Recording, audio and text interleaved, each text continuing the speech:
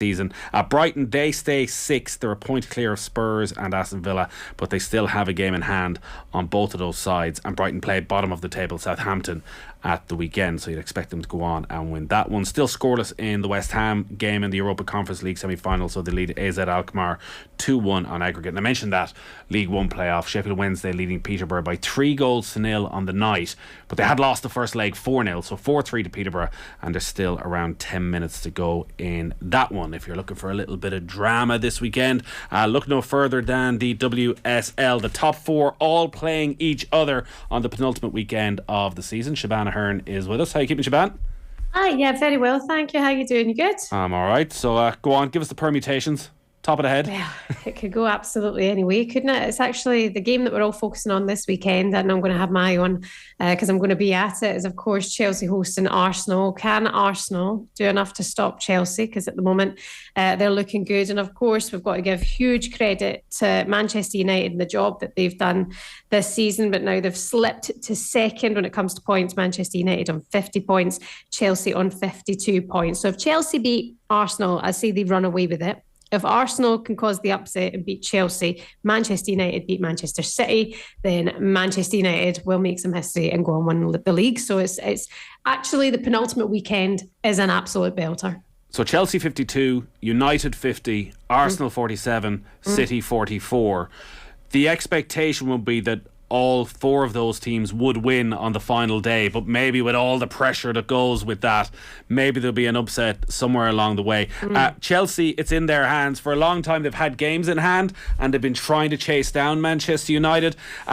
They've been so relentlessly good though. Usually you want the points in the bag. You always felt that Chelsea, they just weren't going to slip up, and it does feel that while there's an end of an era sense to certain players leaving the club during the summer, that like Sam Kerr is hitting form and just playing some sensational football right now, that it will be very, very difficult for Arsenal to keep out this Chelsea side at the weekend. Yeah, I mean, after what happened to Leah Volti in the game last night for Arsenal, I do look and go, okay, you're another top player down there. That squad is down to literally marrow. You know, they've gone through the bones and the legs, and what happened to Leah last night means that she likely now will be out for the rest of the season. So yeah, it's going to be a problematic time. But I feel that since they've dropped star after star due to injuries, Arsenal have been outstanding. So you never know. They could go do Manchester United a solid and beat Chelsea. Chelsea have had a very busy time recently. But as you mentioned, Sam Kerr, Guro Wrighton, I think Guro Wrighton's had the season of her life. She's been absolutely outstanding. Lauren James is maybe one of the best footballers I've ever seen in my life. She's absolutely incredible. And the rest, you know, the players coming in from the last window and the summer, all really are on the same page. So I think Chelsea do go all the way and win it again. They've won the double the last 3 years, so I think it happens again. The fact as well that they beat Manchester United in the cup final last weekend, beat West Ham 4-0 last night, and Emma Hayes is able to make 7 changes, rest a lot of key players, and still be that dominant. It's a testament to how Chelsea, I think, operate and how Emma Hayes operates. She is the best. She is the most ruthless. I mean, when today I was looking at the video of Magdalena Eriksson in floods of tears giving her a goodbye message to Chelsea, I was like, if you're that happy and you've had the best time of your life, what is it then about Chelsea? Since she's been there since 2017, why now are you moving on? And I do think you've got to look at the best managers in the world of all times. They're always improving when they're at their best. And is Emma Hayes looking to change up that squad now again this summer? Pernille Harder, coming back from injury, is undroppable. She's the reason they won the FA Cup. She's the reason that Chelsea were able to do it against Manchester United last week in the FA Cup, and I think she will be missed as well. So will Eriksson. She's their captain, leaving the club. Millie Bright, she's still not then back from that injury. I am keen to see what more business Emma Hayes is going to do this summer. What do you think she's going to do? Well, she's brought in a couple of decent players. I think you're going to obviously have to replace those kind of irreplaceable players. You know, you're missing your captain. Will she be replaced? will that happen this summer? Is that something that's going to happen in the future? As well, Pernille Harder, but she's brought in that German player. God, what's the girl's name? Her name's just slipped my mind. It'll come to me in 2 seconds in the mind's eye. But, some brilliant players that she's brought in the last kind of few weeks. I think it's only the tip of the iceberg when it comes to Chelsea. And I think they're going to do great business this window. And I think they're aiming for the Champions League. Well, if she's looking for a leader, she won't have to look too far this weekend. Maybe a look at the Arsenal captain yet again. Yeah. Oh, yeah. Yeah. I mean, interesting that one. What will happen there? I actually had a conversation with a group of women's football journalists about this yesterday. And I said, is that something that we would like to see happen? Would you like to see Katie McCabe go to Chelsea to play under a manager like Emma Hayes to strengthen the likes of that Chelsea side? And, the overall consensus was there would be war. There will be war if Katie McCabe goes to Chelsea. And I also well, is it not an acceptable, great move to go and play for one of the best managers in the world and maybe flourish in that position? But also that is a choice that, will come down to Kate McCabe. She's still got another year left in her contract as well at Arsenal. She is a very happy player there. She's leading the team by example at the moment, and she's very happy in her place and in that squad. So I do not know. I'm not going to try and second guess Katie McCabe's personality, particularly talking to you, but I would suspect if a move like that was going to go through, that she might thrive on that sense of war between the two clubs. Do you know what?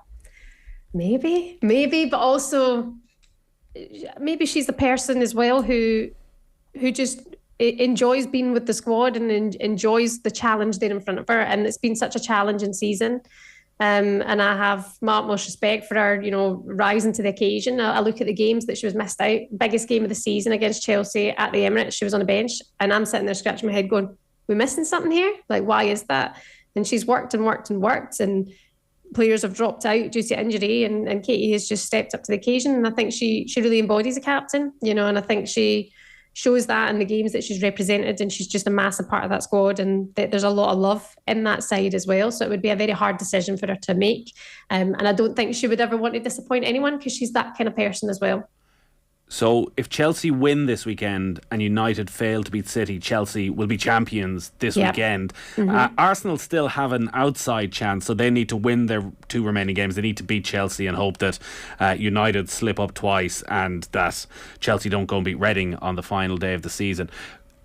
If, as looks likely, Arsenal don't win the title, how will they reflect on this season? Oh, so close to a place in a Champions League final, and right there till the end in a title race in a season when it's hard to remember a team being so decimated by injuries to key players at the same time. Is this sort of a season where they go, we did as well as we could do? Jonas Edval was asked this very similar question in a press conference last week, and he has been very clear about watching his side leave everything out in the pitch and how they've come together through tough times. I mean, they've had some real sadness in that squad this year. They've been to Beth Mead's mum's funeral as a squad. They've lost, their loved one's loved one. They've then lost her to an ACL injury, and so many others after, and Leah Williamson and Kim Little, their captain, and then Laura Wienreuter just a few weeks ago, and then last night Leah Voltian actually look and go, wow, it's like a cursed side. But every time something happens, they just rise to the occasion and the plate even more. That Champions League semi-final against Wolfsburg was just, I was in floods of tears at the end, because they just were absolutely excellent. They weren't beaten because they weren't the better side. It came down to fine margins, and they were unlucky. And then that moment in the dying minute of the game, and I went to the Conti Cup final, and I was just like, wow, there's something in this squad at this moment in time. I think Arsenal have progressed so much in terms of they've not been a team you've wanted to play this season. They've really come together as a squad. They've stepped up. Even the likes of Stina Blackstenius, who was rumoured to be going out the door in the January transfer window, decided that she was going to rise to the occasion as well, and is actually, turned into some of the best football she's played. I think this Arsenal side, despite how it finishes this season, they have got a piece of silverware. They did very well in the Champions League, and they've lost so many key players. 7 key players in that starting 11 are out. they should be patting themselves in the back. I think they've been excellent. I can't imagine any Manchester United player is surprised with the way Chelsea have been able to keep going with them and win those games in hands, but they have spent a long time top of the table. For them to go top at the end of this weekend, so they would need Chelsea and Arsenal to draw and beat City by 5 goals or more in the derby, so that seems probably unlikely.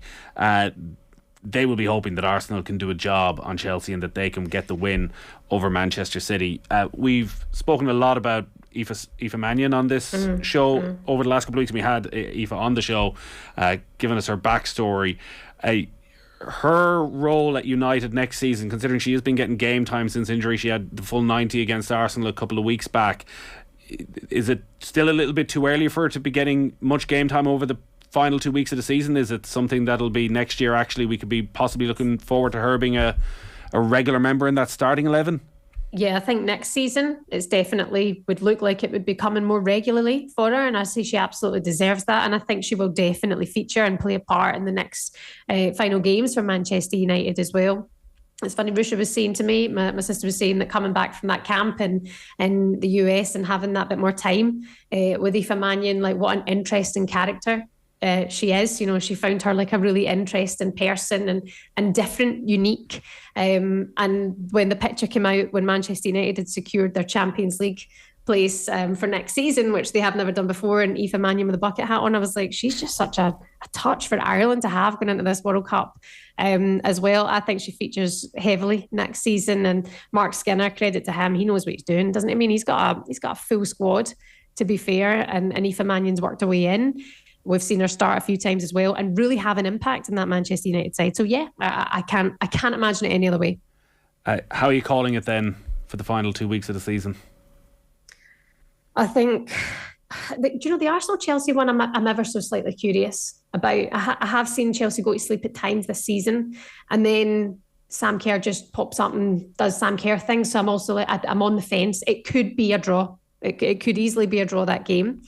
If not, I do think if Chelsea go on and win, they've got this momentum now moving forward to the end of the season.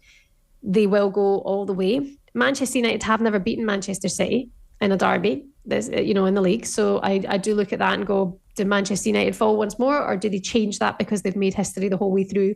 For themselves this season, they'll end on a high and make sure next season they're definitely in contention to be winning the league. Because coming into this season, I was like, I wouldn't put it past Manchester United at all. They're a great squad, and now I think they've really lived up to that, and it's come down at the final games. But Chelsea getting to the final games of the season, having 3 games in hand, it's just what are you going to do? You know, you've got to allow them those 9 points. So Manchester United were always going to be playing catch up to Chelsea. The final day of the season, it is Arsenal against Aston Villa. I am intrigued as to how you approach that game. So you mentioned it there for anyone who doesn't know. So Risha Littlejohn is your sister, Irish international, Aston Villa player. Katie McCabe, her partner. Do you just avoid the two of them for the week? I just love watching. I just love it. I'm like a pure spectator and all that as well.